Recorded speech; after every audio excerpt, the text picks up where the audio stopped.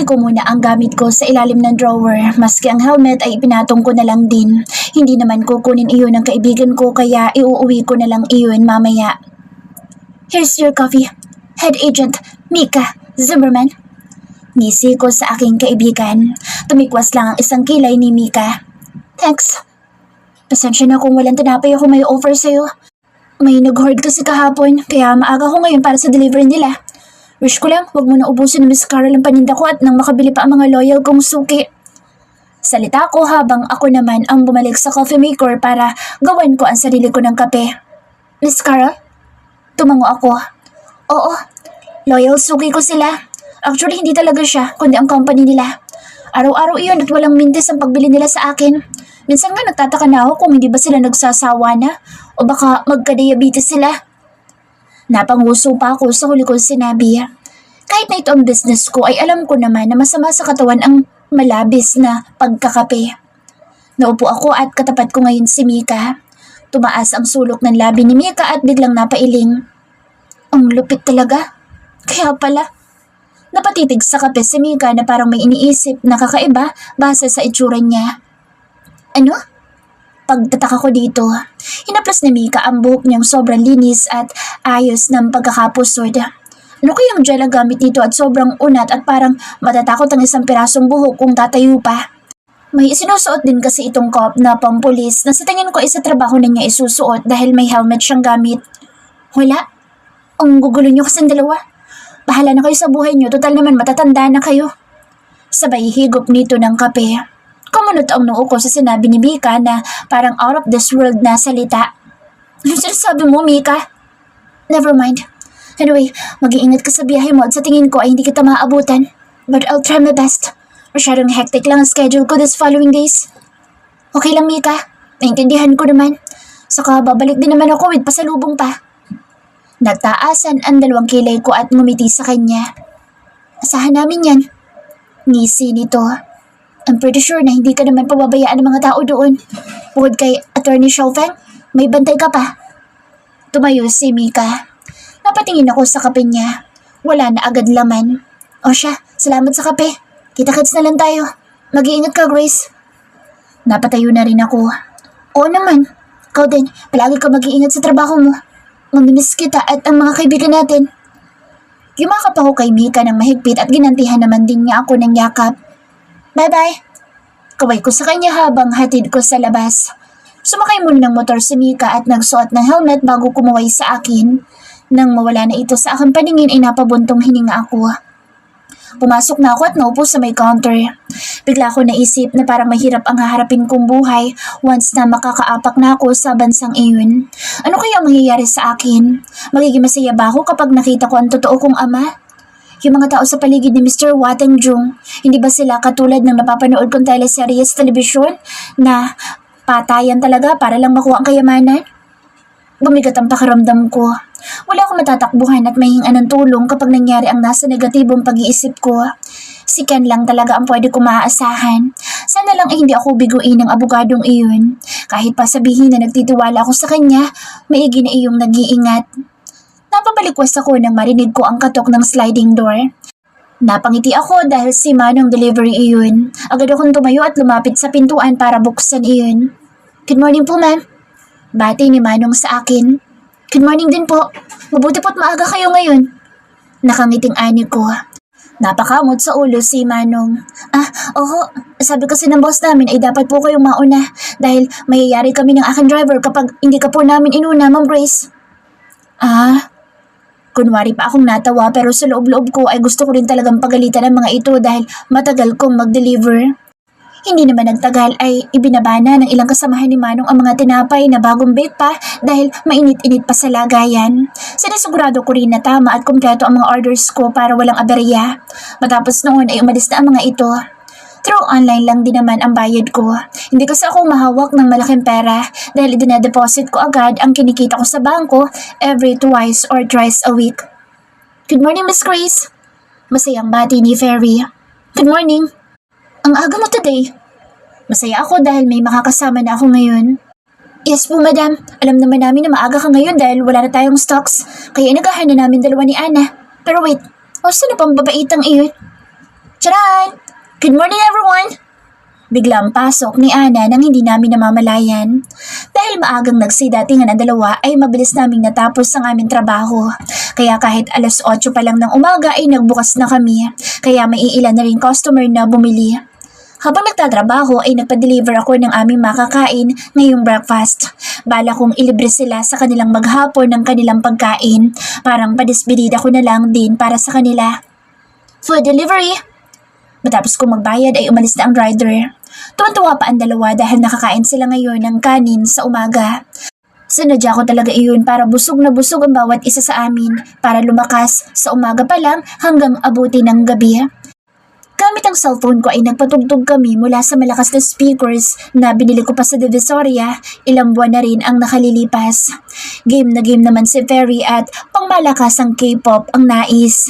Mapapasayaw ka na lang din sa malakas na tugtugan. Mabilis na lumipas ang mga oras. Tuwang-tuwa din naman ako dahil marami kaming customers ngayong araw. Bumalik ang ilang kabataan na napangakuan kong bibigyan ng freebies dahil naubusan.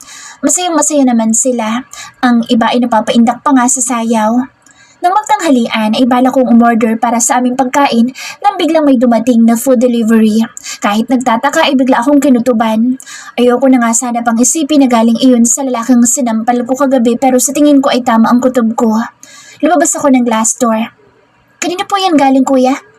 Tanong ko habang iniaabot nito ang 3 supot nang may tatak pa sa isang mamahaling restaurant. Kay Mr. Lester Zimmerman po, madam. Okay po, salamat. Tumango si Manong at umalis na rin kalaunan. Pagpasok sa loob ay nakangising mukha ng dalawa ang bumungad sa akin. Ang bilis mo naman, Miss Grace, magpa-deliver. Kanina lang po ay nagtatanong ko kung anong gusto namin kainin. Abot langit ang pagkakangiti ni Ana. Yun na nga eh, nagbabalak pa lang ako magpa-deliver ng pagkain pero may nagbigay ng grasya. Sagot ko habang iniaabot sa dalawa ang supot ng pagkain. Wow, mantakin mo yun? Nadamay pa kami sa grasya. Sino po ba nagpadala, Miss Grace? Si Atty. Ken po ba? Kilig to the max pang tanong ni Ferry. No, sa tingin ko si Doc Pogi / crush ni Miss Grace ang nagpa-deliver nito. Tama po ba ako? Napatikhim ako. Minsan talaga makukulit itong 2 tauhan ko pero hindi naman ako napipikon dahil totoo naman minsan. Siya nga, mahina akong sugot. Oh, congrats Miss Grace! Mukhang effective na ang gayuma mo sa kanya. Ano bang orasyon mo at nang magamit ko na iyan kay Atty. Ken Xiaofeng? Malakas na tinampal sa braso ni Ana si Ferry. Kaga ka talaga, Bax. Hindi kailangan ng gayuman ni Miss Grace para magustuhan siya ni Doc Pogi. Kung dati hindi pinapansin na maganda nating boss, ngayon ay nagpaparamdam na may pakain pa nga maghapon at ganito. At sinuswerte pa tayo sa biyaya dahil kay Miss Grace. Alam mo ba kung anong dahilan? Gusto mong malaman, bakla? Ikaw, Miss Grace, alam mo ba? Parang espiritistang manghula pa itong si Ana. Bilisan mo sumagot, Inday! Busangot na salita ni Ferry. Ako naman ay napipina dahil gusto ko ring malaman. Si Atty. Ken! Huh? Si Ken? Ngumuso si Ferry sa labas. Sabay-sabay kaming napalingon sa papasok na gwapong chinito na walang iba kundi si Atty. Ken Xiaofeng. Napakalinis niyang tingnan at napakabango pang tingnan. Lord! Kunin mo na ako, Lord! May patirik-tirik pang mga mata na nalalaman itong si Ferry pagkakita kay Ken.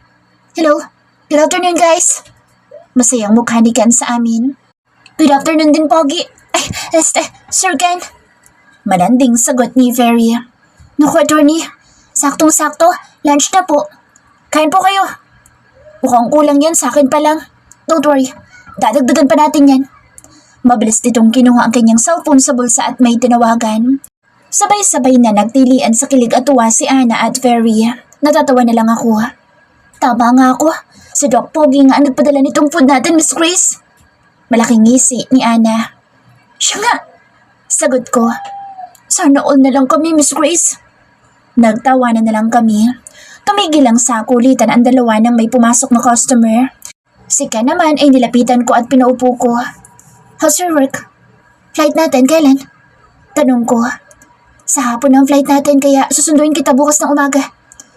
May ipinakita ito sa aking ilang documents na agad kong binasa, maski ang online ticket. I called your Uncle Robert last night. Hindi na daw siya makakahatid sa atin dahil may kailangan pa siyang puntahan. Tumango ako. Yeah, Nabanggit na rin sa akin ni Tito Robert iyon. Tatawagan ko na lang sila kapag nakaalis na tayo. Hindi naman nagtagal ay dumating na rin ang food delivery. Napawaw na lang ang dalawang kasamahan ko dahil mas maraming pagkain ang binili ni Ken. Dahil maliit lang naman ang table namin na ginagamit sa mga customer, ay dalawa sila ni Ken at Ferry ang nagbuhat sa isa pang table para ipagdikit-dikit iyon. Kami naman ni Ana ang nag-prepare ng pagkain. Kumuha ako ng makapal na tissue paper para ipansapin sa table dahil balak namin na mag-boodle fight. Ferry, maglagay ka ng signboard na close dahil kakain na tayo. Nakangisi ko pang salita. Yes, madam. Mabilis pa sa hangin na inilagay ni Ferry ang signboard. Tara, Lafang! First time magkamay ni Ken sa mga ganitong kainan pero game na game ito at walang arte. Nasa kanan ko si Ken at sa kaliwa ko si Ana habang si Ferry naman ay pakunwari pero halata na dumidikit at napapahawa kay Ken. Gusto kong matawa sa itsura ni Ferry na kilig habang si Ken naman ay mukhang hindi napapansin iyon. Pagbalik namin sa China ay magbubudol fight tayo with my friends. Salita ko. Ikaw, attorney, kasama ka pa sa pagbalik ng boss namin? Tanong ni Ana. Ngumuya muna ito bago sumagot. I really don't know. Marami pa akong trabaho na naghihintay sa akin. Bukod sa China ay meron pa ako sa Canada. Ay? Sabay nilang hinayang si Ferry at Ana. But I will try my best to have another vacation here in our country. Gusto ko pa kayo makasama. Oh, thank you, Lord. Magpapakasal na kami ni attorney. Malakas na dili ni Ferry. Nagulat kami sa malakas na pagbatok ni Ana kay Ferry. Umahis ka nga bakla. Mahiya ka naman sa balat mong galisin. Psst. Malakas kong saway. Ay, sorry po, Miss Grace. Hingin pasensya ni Ana pero matalim ang mata sa katabi nito. Pagpasensyahan mo na Ken sila. Masanay ka na lang. It's okay. I like them. Mas gusto ko sila dahil mga totoo sila. Nakangiting ani ni Ken. Peace tayo, attorney. Pinagdikit pa ni Ferry ang dalawang hinduturo niya na nagpapakyut. Tumawa lang si Ken. Ang sarap kumain talaga kapag nakakamay at may mga kwelang kasama. Sa maghapon namin sa aking coffee shop ay kasama namin si Ken. He was a very approachable sa mga customers. Ang ibang teenagers pa nga ay nagpapapicture kay Ken na mukha raw Korean artist. Hindi ko naman masisi ang mga kabataan dahil totoo namang gwapo si Ken. Kilig na kilig pa nga ang mga ito. Kaso sa akin ay walang dating. Ayoko mang isipin pero nagsusumiksik sa utak ko si Lester. Ang gwapong mukha nito. Ang halik nito. Tama na, Grace. Grabe lang talaga. Pinipilit ko na nga lang na magpakabisi sa buhay pero ang gwapong mukha at masarap na halik pa rin ni Lester ang nagre-rewind palagi sa utak ko. Hindi naman ako magsisinungaling pero nasarapan naman ako. Siyempre mahal ko si Lester. Ilang taon kong inalagaan ang pagmamahal ko sa kanya na akala ko ay panghabang buhay pero hindi naman pala. At kung kailan naman gusto ko na lang na mag-move on dahil may fiancé na ito, saka ito lumalapit sa akin. Langyang buhay. Ayoko naman maging kabit nito. Sa ganda kong ito ay magiging homewrecker pa ako. No way. Nangiya ka talaga, Lester Zimmerman. Ano bang ginagawa mo sa buhay ko? Miss Grace, maon na kami ni bakla. Untag sa akin ni Ana na ngayon ay nagsuot na ng kanyang backpack. Nakakahiya naman at nakita pa akong tulala kung kailang pauwi na kami. Oo, ingat kayong dalawa ni Ferry. May tig-isa na kayo sa di ba? Yes po, Miss Grace. Makakaasa ka. Ingat ka po, Miss Grace. Kita-kits na lang po sa pagbabalik mo. Ninyo, ni Attorney Pogi. Salita ni Ferry.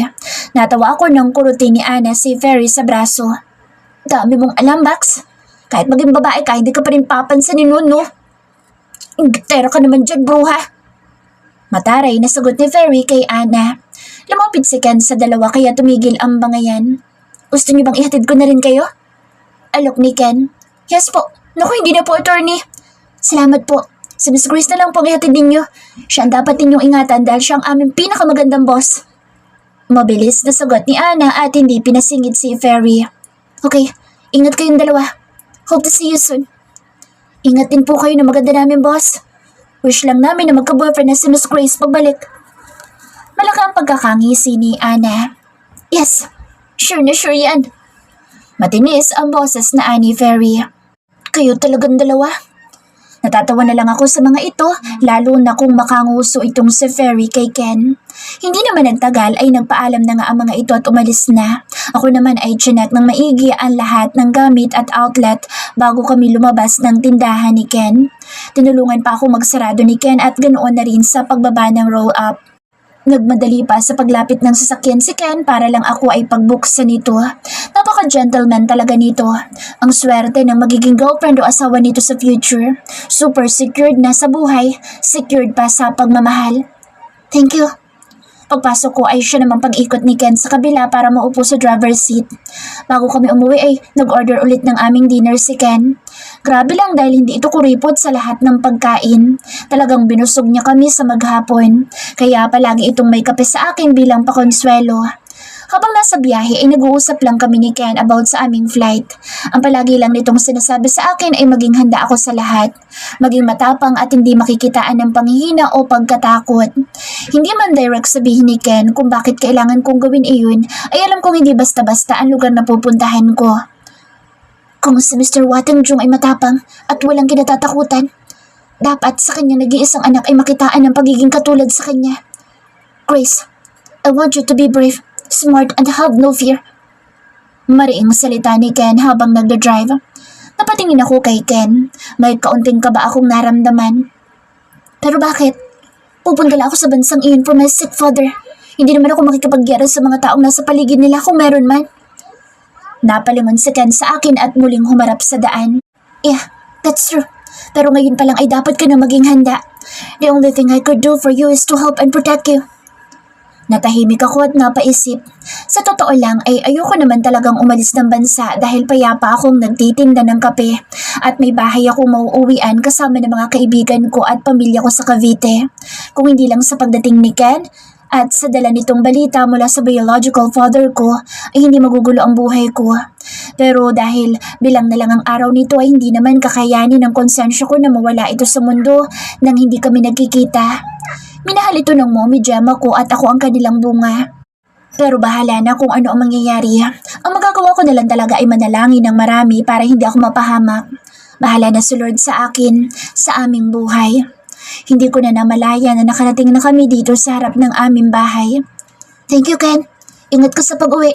Bukas na lang. Tinanggal ko ang seatbelt sa aking katawan.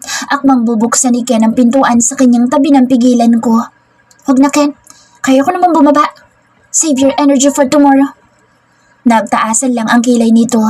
Bukod sa kamukha nitong artista si Yang Yang, ay may pagkahawig din pala kay Lee Minho. Okay, good night, Grace. Good night, Ken. Ingat sa daan. Bye-bye. Binuksan ko na ang pintuan at bumaba. Kumuwi ako sa sasakyan nito habang paalis hanggang sa mawala na ito sa aking paningin. Hindi pa man ako nakakalapit sa aming bahay na may isang malakas na kamay ang humatak sa akin na halos ikatanggal ng aking kaluluwa. Akma akong sisigaw ng takpan ng kung sino mang nilalang na iyon ang aking bibig. Napaungol na lang ako. Pinilit ako nitong hinila sa dilim at buong puwersa akong ipinasok sa isang kulay itim na sasakyan na nakaparke sa may dilim na hindi aabot sa poste ng ilaw. Puwersahan ako nitong pinaupo. Tinanggal ang kamay sa aking bibig at binitawan ako kaya mabilis akong napalingon. Lester? Gulat na gulat kong sambit sa pangalan nito. Hindi ito umimik bagkus ay umupo ito malapit sa akin kaya ako'y napausog hanggang dulo dahil baka ako'y maipit dito. Sa laki ba naman ng katawan? Anong ginagawa mo dito? Mahina akong tanong dahil naging kalmado na ang aking pakaramdam. Hindi ito nagsalita bagkus ay tiningnan lang ako nito. Parang hinalukoy tuloy ang laman loob ko sa paraan ng tingin nito sa akin. Are you okay? Gusto mo bang pumasok sa bahay? No. Coffee? No. Napakagatlabi ako dahil bigla akong nailang sa paraan ng titig nito sa akin. Hindi naman bastusin ang suot ko pero pakiramdam ko, pati kaluluwa ko ay nakikita na nito. Ano bang problema ng taong ito? Kung kailan gusto ko na magpahinga na maaga dahil may flight pa kami kinabukasan. Galit ka ba? Why you ask? Salubong ang kilay nito pero ang mga mata ay naglalakbay sa aking muka. Napakalapit din ito kahit nasa likod ko na ang pintuan. Bigla akong ninervyos. Dahil sinampal kita. Yan ba ang dahilan? Gusto mo ba akong gantihan? Kung gagantihan ako nito dahil sa pananakit ko sa kanya, ay baka bigla akong mamatay. Sa laki ng kamay at palad nito. Diyos ko po, huwag naman sana. Baka imbes na lipad na namin bukas ay baka lumipad pa ako papuntang ospital. What the hell? Malakas itong napamura. First time ko lang itong narinig na nagmura sa tinagal-tagal ko itong sinusundan. Kung ibang tao pa ito ay baka na-offend na ako pero kay Lester ay hindi. Diyos ko, baliw na ba ako kung sasabihin kong nagustuhan ko ang pagmumura nito? He looked more manly and sexy to me. Dagdagan pa sa suot nitong napakaangas ngayon. He wore a black v-neck shirt and jeans. Ang simple lang ng suot nito at hindi mukhang doktor pero bakit gustong magwala ng egg cells ko sa matres? Diyos ko po Lord, araw-araw niyo talaga ako sinusubok para magkasala sa buhay dahil sa lalaking ito. I can't and never hurt the innocent girl for that simple slap last night. Bigla akong kinabahan. But you have a punishment. Para ko na kuryente nang bigla nilang hawakan ang kanang kamay ko ni Lester at walang paalam na bigla niyang halikan ang likod ng aking palad. Napaawang ang labi ko sa gulat. Babe, parang nalunok ko nang wala sa oras ang dila ko sa sobrang kaba. I missed you. Parang gusto kong sambalin ang sarili ko kung totoo ba itong naririnig ko at nasa harapan ko nga ba si Lester na matagal ko ng pangarap. Ilang taon na ang nakalipas. I want to hug you. I really want to hug you. Lester, please. Lord, namalayan ko na lang ang sarili ko na nakapulupod sa laig na Lester at ngayon nga ay kanya akong hinahalikan sa labi. Hindi ko mapigilan ang hindi mapaungol dahil sa paraan ng paghalik nito sa akin. Pinipilit itong buksan ang aking labi kaya binigyan ko ito ng access para papasukin. Ito ang kauna-unahang pagkakataon na mararanasan ko ang ganitong klaseng halik na halos ikaubos ng aking hininga. Tumigil at sabay kaming huminga ng malalim sa nakalulunod na halik na ginawa nito sa akin. His wet lips looked so addicting to kiss again. Babe, nagkatitigan kaming dalawa habang nakayakap ang kamay ko sa kanyang leeg. Ang kanyang kamay naman ay nakaikot sa aking katawan habang pumipisil-pisil naman sa aking tagiliran ang kanyang kanang kamay. Hindi lang yakap ang ginagawa namin ngayon na halos ibaon na ako sa katawan nitong napakalaki.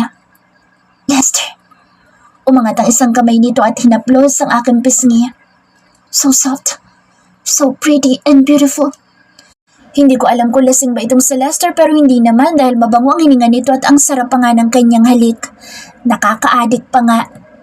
Did he touch you? Huh? Pagtataka ko sa sinabi nito, the dumb attorney, did he touch and hold you?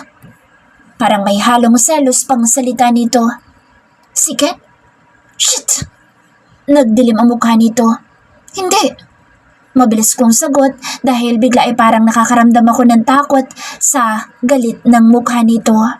Hinaplos muli nito ang aking mukha. Napapikit na lang ako nang halikan niya ang bawat sulok ng aking mukha. Wala na ako nagawa kundi ang damhin ang ginagawa nito sa akin. Pakiramdam ko ay lumilipad ako sa langit sa saya ng dulot ng bawat dampi ng labi nito sa aking mukha. Hindi lang sa aking mukha kundi sa aking magkabilang tenga at sa aking leeg. He gently kissed my neck and sucked it without pain. Napakapit ako ng matindi sa kanyang leeg dahil para ako nitong hinihigop. I already marked what is mine. This is mine. Lester! Magpaprotesta pa sana ako nang muli niya akong sailin ng masarap na halik. Kasabay ng pag-ungol ko, ang kamay ni Lester ay humahaplos na sa aking katawan na hindi ko namamalaya na nasa loob na ng aking damit. Nakagat ko na lang ang ibabang labi ni Lester nang hawakan nito ang iniingat-ingatan ko. Kahit na may suot akong bra ay tumatagos ang palad nito sa aking dibdib. Alam kong hindi gaano kalakihan ang dalawang bundo ko pero ngayon pa lang ito nahawakan at si Lester pa iyon. Diyos ko po, hindi kami magkasintahan pero ano itong ginagawa niya sa akin? Pinabaliw ako. Muli akong napaungol nang halikan niya ako at namalayan ko na lang na wala na akong suot na bra. Hindi ko magawang itulak ito dahil nagugustuhan ng katawan kong ginagawa nito sa akin. Parang sinisilaban ang katawan ko ngayon. Diyos ko, ayoko munang umihi. Muli ay hinalikan ako nito ng mariin bago ako niyakap ng mahigpit. Natitigan ako nito ng mariin and I could see the sparkling on his eyes. Please, take good care, babe. What do you mean? I just want you to be safe for everything. Hindi ko man maintindihan ang gusto nitong sabihin pero namalayan ko na lang na ipinapasuot na nito sa akin ang aking damit. Kaya mabilis kong naisuot ang damit ko. Bigla akong nakaramdam ng hiya sa harapan nito. Hindi ko kasi alam kung bakit niya ako hinalikan. At mas lalong hindi ko alam kung bakit ako pumapayag na halos ibigay ko pa ang buo kong katawan. But Lester was different. He is a perfect example of being a good coach and gentleman for me. Basta sa akin ay perfect siya. I will protect you, babe. Hindi ko na namalaya na nakarating na ako sa loob ng aking kwarto dahil feeling ko ay naiwan ang diwa ko kay Lester na alam kong umalis na kanina pa. Napatihaya ako sa pagkakahiga at nakatitig sa kisame. Lester, bakit? Bakit mo ito ginagawa? Bakit ngayon pa? Binabaliw mo ako. Nababaliw na naman ako sa'yo. Hindi ko nga alam kung paano kami natapos sa aming ginagawa dahil halos ayaw niya akong bitawan sa pagkakayakap at walang tigil niya akong halikan. Mahal pa rin kita, Lester. Mahal pa rin pala kita. Akala ko'y mawawala na pero hindi. Ikaw pa rin ang mahal ko pero bakit ngayon pa? Kung kailan hindi na tayo magkikita. Napaluha ako sa lungkot. Wala namang sinasabi ito sa akin kung gusto ba niya ako o mahal ba niya ako pero bakit niya ako hinalikan? Anong ibig sabihin niyang gusto niya akong protektahan? Hindi ba may fiancé na siya pero bakit naman? Bakit naman kung kailan aalis na ako ay saka pa niya ako guguluhin? Saka pa niya guguluhin ang buong sistema ko ng taong minamahal ko sa matagal ng panahon. Pero hindi na pwede. Hindi na ako pwede sa kanya. Nagtatalo ang puso't isip ko. Nakakabaliw at hindi ko alam kung ano ba ang mangyayari sa akin. Mahal pa rin kita, mahal ko. Pero bakit ngayon pa? My God! Hindi ako magkanda o gaga sa pagkilos ngayong umaga. Kung hindi kasi tumawag ngayong umaga si Ken ay hindi pa ako magigising. Nakalimutan ko palang mag-set ng alarm dahil sa kabaliwan ko kagabi. Ilang araw na akong puyat sa totoo lang at kung hindi lang talaga nangyari ang mainit na tagpo namin dalawa ni Lester ay makakatulog ako ng maaga. Pero hindi 2 oras lang ang itinulog ko. Mabuti na lang at ilang araw nang nakahanda ang gamit at isusuot ko kaya hindi na ako nahirapan pa. Isang floral dress na hindi aabot sa akin tuhod ang suot ko at nagsuot lang ako ng flat sandals na may paekes-ekes. Nilugay ko ang mahaba kong buhok at kinulot ang dulo. Manipis na makeup din ang nilagay ko para matakpan ang malaki kong eyebags. Nag-spray ako ng perfume para magmukhang fresh. Umikot-ikot ako sa harap ng mirror at nang masatisfy ay sinukbit ko na ang shoulder bag ko at kinuha ang pink luggage. Pagbukas ko ng pintuan ay sakto naman na si Hannah ay may hawak ding maleta. Good morning, Hannah. Morning, Ate Grace. Nauna akong bumaba ng hagdan dahil hindi naman kami magkakasya kung magsasabay kami. Magtatanong sana ako kay Hannah kung saan ang punta nito nang marinig ko ang boses ni Aryan. Ano yan? Mag-evacuate na kayong dalawa? Salubong ang kilay ni Aryan sa pagtataka. Pagbaba namin ni Hannah ay saktong katatapos lang palang magluto ng agahan ng aming kaibigan. Hindi pa siguro ito natutulog kaya maagang nakapagluto. May oras pa naman dahil wala pa si Ken na susundo sa akin kaya pwede pa akong kumain. Sabay pa kaming naupong dalawa ni Hannah kahit hindi pa kami inaalok ni Aryan. Mamaya ng flight ko, Aryan, papuntang Shanghai, China. Salita ko at nagsandok na ng pagkain sa aking pinggan. What? Anong gagawin mo doon? Gulat na gulat pa si Aryan. Kahit si Hannah ay napatigil sa pagsandok. I need to go there for my sick father. Yun na lang siguro magagawa ko bago ito mawala. Dahil tinaningan na ang kanyang buhay dahil sa sakit. Malungkot kong sagot. Natahimik ang dalawa kong kaibigan. Alam naman nila ang pinagmulan ko at sino ang tatay ko pero wala pang alam ang mga ito kung ano estado sa buhay ang biological father ko. Nakakaunawang tumango si Aryan. Kaya nagsimula na akong kumain kahit si Hannah ay panay ang tingin sa akin. Paano naman ang Prince Charming mo sa Lester? Walay na ba? Pag-iiba ng tanong ni Aryan. Bigla akong nalungkot. Wala nang akong tulog dahil sa kakaisip kay Lester at sa ginawa namin. Mahal ko pa rin ito pero alam kong hindi pwede. Nangilid ang luha ko sa mga magkabilang sulok ng aking mata. Alam kong bawal na si Lester pero bakit ako pumayag na makapaghalikan sa kanya? Ate Grace, okay ka lang? Mukhang hindi na nakayanan na itanong sa akin ni Hannah. Ano, may problema ka ba? na pwedeng i-share sa amin? Napahikbi ako habang nasa bibig ko pa ang pagkain na hindi ko na manguya. Napalapit si Aryan sa akin at hinaplos-saplos ang aking likuran. Shh! Kung may problema ka, iiyak mo lang yan, Grace. Para gumaan ang pakiramdam mo. Aalis ka pa man din ngayon. Salita ni Aryan. Si Lester ba? Tanong ni Hana. Napahinto ako sa paghikbi sa tanong ni Hana. Napahinto din sa paghagod sa aking likuran si Aryan. Bakit? Nakita mo na naman bang may ibang babae? Sinasabi ko sa'yo, tigilan mo na ang kahibangan mo sa lalaking iyon, Grace. Hindi ka na nga pinapansin. Doon ka na lang sa nagatid sa'yo dito nitong nakaraang gabi. Parang nanay na nagtatatalak si Aryan sa akin.